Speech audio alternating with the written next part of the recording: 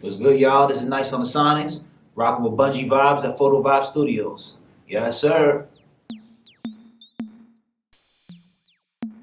What's good? I'm a audio engineer. I'm the chief engineer of iMy Studios and Fight Club Studios in Midtown and in the Lower East Side. So, yep, I'm in charge of a team of incredible audio engineers who are just basically taking over New York and just making sure that everybody's sound is right. We're working with a lot of independent artists and also do a lot of A&R work too. So like I pitch a lot of beats to up and coming artists and independent artists. I have relationships with some established artists too. So I like to just stay in communication with them, send packs. I also lock in with videographers, photographers often. Just anything that's, I'm basically a artist advocate. So anything that it pertains to helping artists succeed, especially in their early stages coming up. I try to take control of that process and pull together resources so that artists are able to be successful, you know what I mean? And be able to take control of their careers and move forward in the way that they design. So let people know how to find you. Yep, I'm on Instagram at Knice on the Sonics. So that's KNICE dot on dot DTHE dot Sonics SONICS. That's like my name anywhere that you need to find me. Knice on the Sonics. Yeah, you can check my feed to see what I do there. I'm on Knice on the Sonics on YouTube too, but I don't really have too much material on YouTube. I'll say just on my Instagram you get to see my activity because I regularly post about what I'm doing and I promote projects that I'm working on with my artists, and I work with a lot of music, so my page is dope for seeing what other people in New York City are doing at the time too, and seeing how things are happening out here. So you check me out there. I went to Brooklyn School for Music and Theater with you, and then in my junior year, I got introduced to audio engineering or like recording and production from our physics teacher, Mr. Vybz. So our physics teacher, he was really dope. So he was a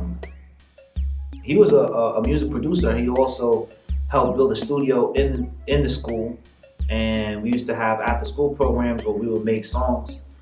There's a way of just pulling together our talent that we had in our school. Like our school was just mad talented. It was like High School Musical, just West Indian High School Musical. Like everybody there did something and it was dope. So that's how I started, because I went to school for the recording arts, and at that point I just dropped everything. Like I stopped drawing.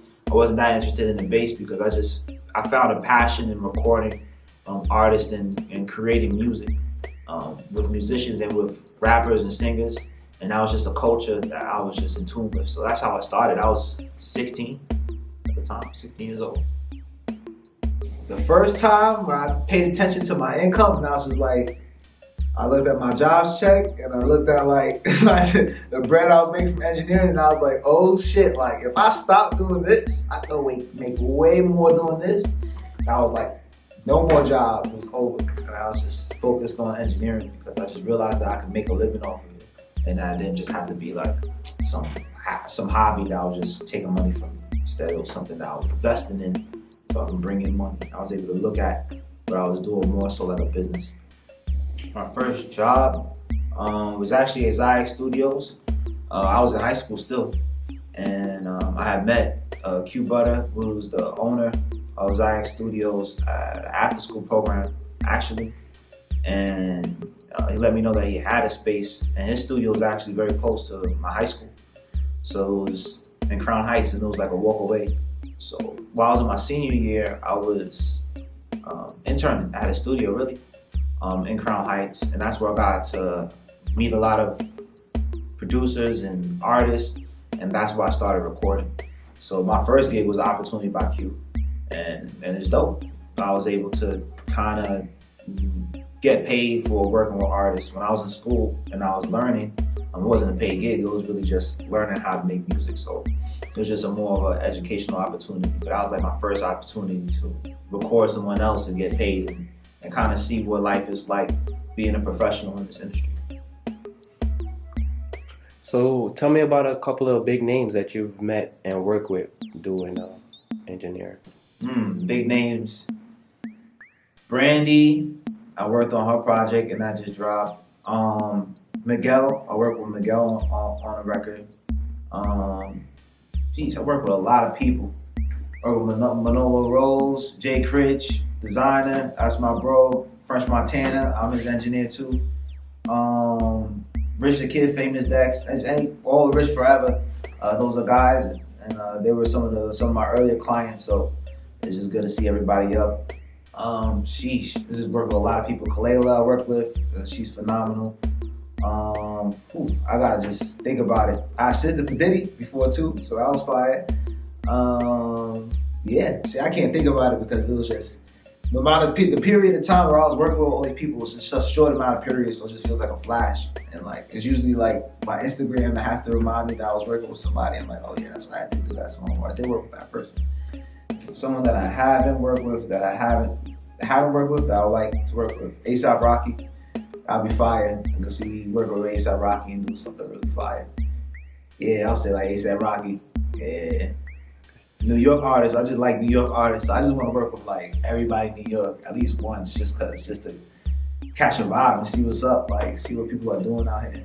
So, becoming an audio engineer and becoming a producer, it's a specialty field, and not a lot of people know about the path to becoming an engineer. Sometimes when you're growing up or you're around loved ones, they may try to give you advice because they love you, but they don't know what the fuck they're talking about. I'm telling you right now.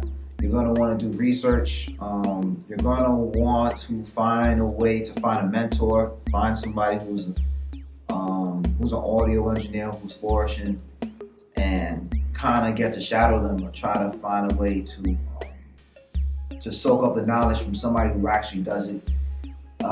Research on your own is okay, but it's way slower than working with someone who knows what they're doing. So if you're interested in the field, you don't want to do the YouTube thing where you're surfing on YouTube trying to find answers. You're not trying to read books. This is all good. You can do these things like to prepare you, so you can speak a language or at least be in the same universe as your field, so you can kind of hear what it is that you want to know, or at least have a vision for what you want to do. But I guarantee you, like, when you find a mentor or somebody who knows what they're doing or is actively working, they're going to point you in the right path correctly, and they're not going to veer you off. You try to listen to your mom or your dad or your family member or your mans, you might end up making a bunch of missteps and leading yourself into the wrong direction. You know what I mean? Or learning things the wrong way and then building bad habits. And then when you meet somebody who's actually engineering, working with artists, you're going to end up having to unlearn all of those bad habits that you picked up, or what you thought were good habits but ended up being things that hold you back. You have to unlearn them. So just to cut that process off and be streamlined and get straight to your career moving in the correct direction, just find a mentor, find somebody who's an engineer. Studios always need people to help, you know what I mean? So if it's an engineer with a studio, you always provide be an intern and provide intern services for that studio or maintenance services, and just be helpful while you're there soaking up knowledge. People try to tell me to go to school for something different or to pursue an actual career, or, you know what I'm saying? And I did well in school when I was in high school, so everybody had a lot of pressure on me to succeed in the ways that they saw or they envisioned. And they knew that because I was successful in high school that I had the opportunity to be whatever or do whatever. People always have their own vision of what they want for you. But even when I was in school, after that I went to college, I still was doing music because I was just like I was just not doing my homework. I wasn't doing exactly what I was supposed to do. But I was doing what I was supposed to do, you feel me? Because I was just training myself up and developing skills so that I could be the person I am now. So it's easier for you to see your career when you have information about your career, or at least can see what it looks like. But being an audio engineer, because there wasn't enough information just present in my face without me actively pursuing it, there wasn't any information for that. So I wasn't able to piece together a vision for my future in that career with that passion. It was just all dark. Just running in a direction in the dark. But my heart led me in the dark, and I ended up picking up the pieces that I needed to on that way. And then once I figured a picture out, I was like, that's it. Like, I know that's exactly what I want to do.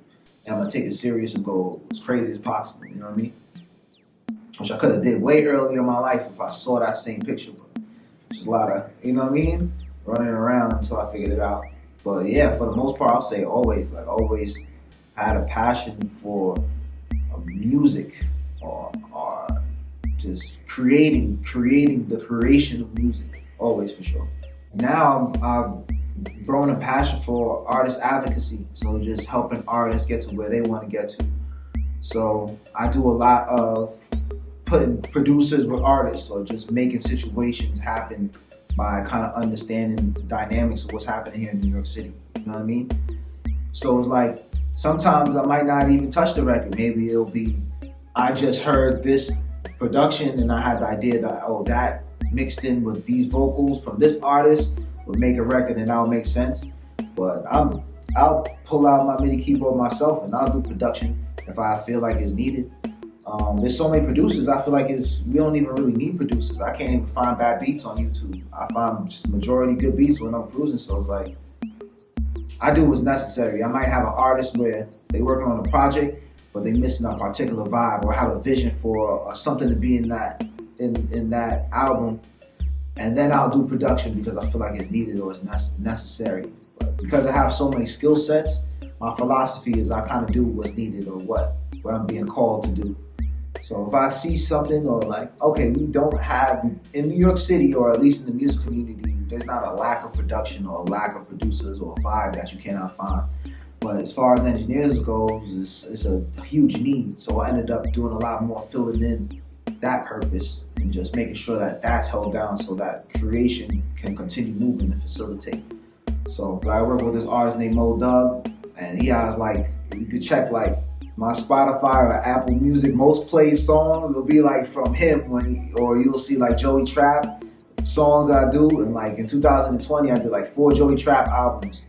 And he's an independent artist, but he's fire. Like he has a crazy following. And like I just love all his music. Like you see my most played is like him, Mo Dub, Joey Trap. I just play them all the time. I just dropped this project just dropped from Brad Etonia, called How I Feel, my son Brad Piff, and that's just fire. It dropped today. And all those songs are super fire. Like one of my favorite records, I engineered and I A&R for it because I brought the producer for him and we picked out an instrumental for them to rock on. And then I recorded it and mixed it and mastered it, and then it got dropped. And that record is so fire, like I'm bumping that. I have like moments where I just continuously listen to the same records, even if I did it. And that's when I know like, yeah, I like this song. Like I'm really bumping it. So it's tough to call it like my favorite ones, but just throwing some things out there, you know what I'm saying? Those artists I listen to like the most. Yeah, well, I grew up in Flatbush. I grew up by Nostrand and Beverly. So that's like Flatbush. That's very close to like Flatbush Junction. And I grew up, I'm born in 1989, so by the time I was like 7, 8, we talk about mid-90s, late 90s. So I grew up listening to, outside, listening to a lot of Jay-Z. Just like, it was just mad Jay-Z, mad Noriega, mad Big Pun, mad Biggie records too, and I was like in my DNA because I was listening to that when I was young. My household was just big Mary J. Blige, like big Mary J. Blige, big Lauryn Hill, a lot of R&B artists who were kind of like tinged with a hip hop sound. That was what my mom was rocking with. My mom was like an around the way girl, so she was just like bumping anything that had a vibe, and she was listening to mad reggae, mad dancehall too, cause like Flatbush is just Wild West Indian. In my house, we Panamanian, so we was listening to, and my stepfather was Jamaican, so we was just listening to mad West Indian music, but a lot of R&B, a lot of Mary J. Blige, just a lot of rap. So it's just part of my DNA. It just was around me all the time, you know what I'm saying? You go outside, there's rap music, you in the crib, and my building was mad loud, so the building was, every floor, you go on an elevator, you going downstairs, every floor is different song. Outside, we was really outside, like playing and, you know what I mean, cars bumping, so just that vibe, you know what I mean? And you can hear it from your window too, so like you'd be in the crib, my room had a window, so anything anybody was playing outside, any car or in another person's crib, it was always coming through the window too. So it was just big hip hop, big rap, big R&B artists who just had rap vibes, you know what I'm saying? I have like really good memories of taking the train with my grandmother and my mom, because my grandmother lived in Queens and we was in Brooklyn. So we had to take the train from Queens to Brooklyn, and we didn't take the LIRR.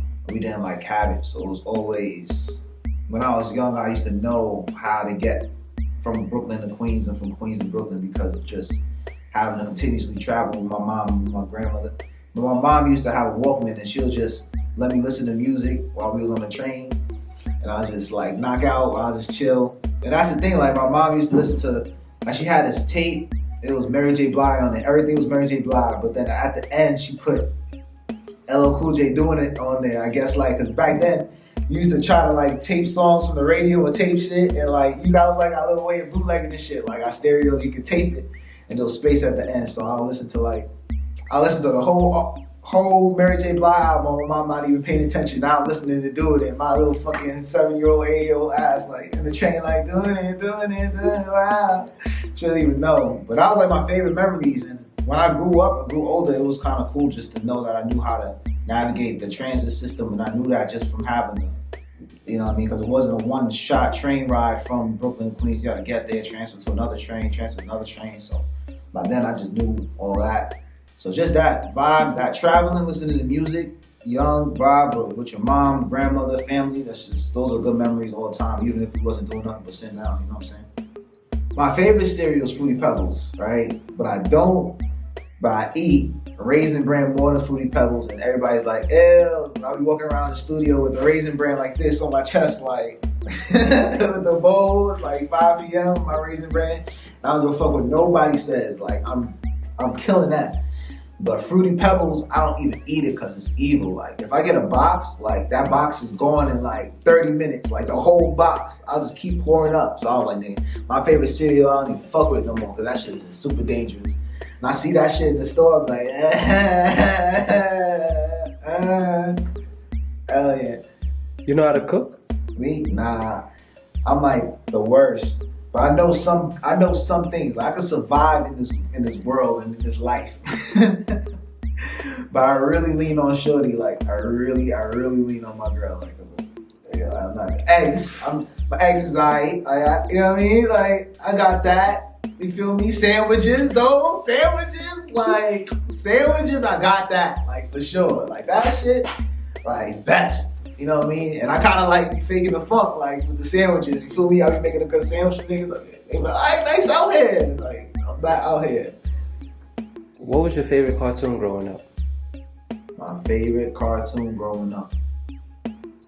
I'm trying to think. What cartoon I used to fuck with Samurai Jack, OD. And you know what's crazy? I didn't follow it all the way to the end, too. Cause like, he was just always trying to find like his biggest op. Like, he was like out here like he came in the future, like, where's my op? Like, I'm trying to fight him. This son killed everybody just to get to his op. But I don't even remember how it went at the end, but it was mad fire. Dexter's Laboratory was mad funny to me. I used to fuck with that shit. Hey Arnold was fire. I used to fuck with Hey Arnold. Then it was like that time when anime stuff took over. Like, I know I was into Pokemon. Like, gotta catch them all. I was jacking that. I was jacking Yu-Gi-Oh! I was fucking with Yu-Gi-Oh! Too. Like, it was like that little Asian phase. I used to fuck with Looney Tunes shit too, cause that shit would just come on and it'll just be a vibe. Like Looney Tunes is like the cartoons you can just keep on in the crib while you're moving around and doing your thing. You don't even gotta watch it. You just hearing all types of walk shit happening in the background. I'm trying to think. Yeah, those are like my heavy hitter cartoons I used to really watch. Power Rangers was a cartoon, nigga. I would have said Power Rangers like this, nigga. Like Power Rangers, I was watching every single Power Ranger, everything. Like I had the toys, all that shit. Like, but it wasn't. That was live action, so it don't count all the way. But if that shit was a cartoon, nigga, it would have been Power Rangers for sure. Hell yeah. What kind of snacks you like? Kind of snacks? My girl made fun of me because I like old people snacks. Like I like black licorice. Like my girl be looking at me crazy. All the little candies that your grandma be having, I be fucking with them shits. Like little caramels and shit. Like all that shit. Like my girl be like, you old. Like I don't care. Like this is a vibe. Twizzlers, like shit people don't fuck with. And you know what I think it is because I think it's because I'm an only child. So I be trying to like eat shit that nobody else in the hood trying to like ask me for a piece of when I pull up. You know what I mean? Like, you know what I'm talking about. Like, you pull out your Skittles on the block and just like, oh, yo, let me get some Skittles. I used to be like, nah, like, this is mine. This is my shit. Like, oh, this is mine. This is my things. So I feel like I probably just started liking shit that people just didn't fuck with just cause like I knew niggas was gonna fuck with that shit. I know people was gonna look at me with it like, nice guy. What is that? How long you and your girl been together? We've been together for about to be 7 years. We had met from one of my associates, Polo Paul. He's an artist too, and I was working on his project and producing that project. And when he was working on his project, he just collected everybody that he knew that was passionate about music and put them in a room together. And was just like, all right, y'all, we all working together as a team. I'm like, all right. And she was on that team, I was on that team. We just knew them from different reasons. And we just ended up clicking over the process of just working with each other. So, you know what I'm saying? Child drop soon. You know what I'm saying? Check for the kid dropping too. You know what I mean? Treat that shit like a mixtape. Kid coming. Everybody waiting for it. Like, everybody waiting for the kid. Don't worry about it. My father be hitting me up on the side like, yo, where's my grandson? Like, where's my granddaughter? Where's my grandchildren? Like, my mom be trying to sneak that in. My grandmother's just aggressive. My grandmother's just like, cuckoo, because she calls me cuckoo, cuckoo. What's going on? Like, she'll really just press me like about it. She'll look at me in the eyes, like she'll get real close to me and like talk about like how important it is to have kids. My grandma used to be like, cause I'm an only child, right? She used to be like, I told Siobhan, that's my mom's name. I told Siobhan, have more kids. Like, cause she tight that I don't have my grandkids. So she tight that my mom didn't have more kids so that they could provide grandkids because I'm not doing a good job as his only kid and I was a bad bet. And she knew that all along that I was gonna fuck up with this kid shit. Like, that's how serious my grandma be taking it. She be on it. Check me out, yo. See what it is in action. You know what I mean? I'm an active person. I like meeting people in real life. So Clubhouse thing is cool, everything else cool. But come see what we doing. Come through to the studio. I'm running 2 facilities. My Studios, that's in the Lower East Side, and Fight Club Studios in Midtown. And I have an incredible team of engineers, and some of them are producers also. I have a crazy network of artists, videographers, graphic designers, anything that anyone would need for succeeding as an artist. You can chime in with me and I'll see if I can connect some dots for everybody. So just let me know. Knice on the Sonics at gmail.com. If you have some beats, it's spelled the same way as nice.on.d.sonics at Gmail. You can send some material over. I go through beat packs often and kind of cipher out things for particular artists, so it might be an opportunity for you too. So especially if you have local packs for local artists, that's always going to be the best thing. So just let me know. Send me a pack for some independent and local artists. Send me a pack for some industry artists, and just make some things happen.